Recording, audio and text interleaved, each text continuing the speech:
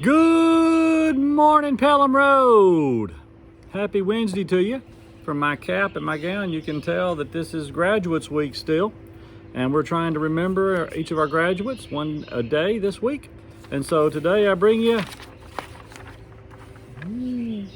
Gabe LaPann. Gabe is graduating from Easley High School. And I believe Gabe is going to be going to Spartanburg Methodist College. And if my information is correct, Gabe's going to be playing baseball for them. So best of luck to you, Gabe. And Gabe's going to be majoring in, well, by Wednesday you know the routine. We know that they all may change their major several times between now and their next graduation. Yet what is clear is that they're going to major in being a highly functioning adult, which is what we can use a lot more of.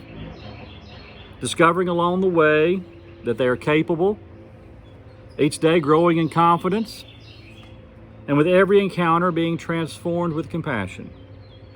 And their education will be complete when they realize the other, the different, the person who sees things differently than they do, they're not the enemy. They're actually family. And when they finally comprehend that there's more to life than making money, they'll be fully educated. And when they finally learn for themselves that the only way to honor God is by living humbly, making the world more just for the least of these, and spreading gospel mercy, then their education will be complete. Today we come to a passage in the Gospel of Luke, chapter 14. Whoever comes to me and does not hate father and mother, wife and children, sisters and brothers, yes, and even life itself, cannot be my disciple. At times, I do not know how to label these sayings of Jesus as wry humor or hyperbole. Today, I think I'm just going to go with hyperbole. The Roman Quintarian held a sympathetic view of hyperbole, one that I've adopted as my own. Hyperbole is not a deceitful lie, but an elegant surpassing of the truth. I love that. It's a surpassing of the truth. What gives hyperbole its power is that it's more than the truth. If you ask me, are you hungry? And I say no, well, I'm lying, because I'm always hungry. But if I say yes, well, that's the truth. However, if I say I am so hungry I could eat a horse, this is the truth on steroids. Now, as the listener, you're not confused. You know I'm not going to eat a horse. You do not think I'm lying. It's not remotely close to a lie. However, what I have conveyed is that I am hungry, so get out of my way. I'm coming to the fridge. Before we consider Jesus on this subject, let's make things clear with one more example. On April 29th, 1962, John Kennedy hosted a White House dinner to honor 49 Nobel Prize winners. And on this occasion, he said, I think this is the most extraordinary collection of human talent and of human knowledge that has ever been gathered at the White House, with the possible exception of when Thomas Jefferson dined alone.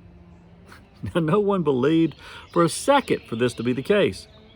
But knowing Jefferson's intellect complimented both the guest and the former president. It was not a lie. It was more than the truth. I mean, lots of smart people have joined us for dinner tonight.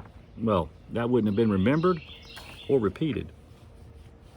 On the lips of Jesus, hyperbole becomes a spiritual shock treatment, a way of rousing the spiritually dead. I mean, this would wake you up if you heard this, right? Whoever comes to me, whoever comes to me, whoever comes to me and does not hate father and mother, wife and children, brothers and sisters, yes, even life itself, you cannot be my disciple. Now that would wake you up.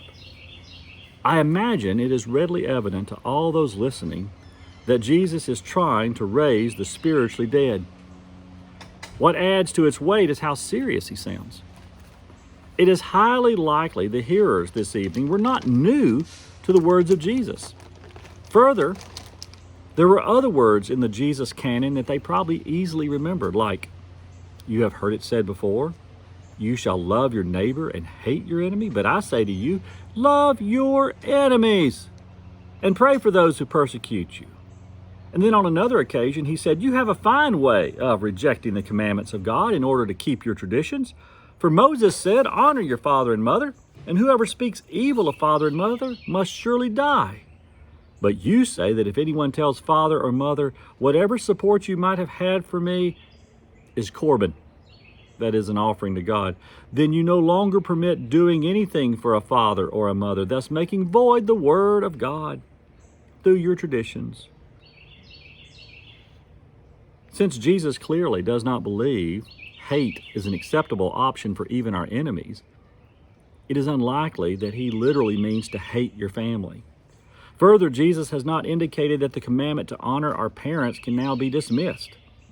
So, these offensive words, whoever comes to me and does not hate father and mother and wife and children and brothers and sisters, yes, even life itself, cannot be my disciple, only makes sense if we understand it as hyperbole. It's actually more than the truth. Maybe the truth Jesus is getting at is that to be my disciple, you've actually got to put me first. You've got to put the kingdom first. And then you can be my disciple. See you tomorrow.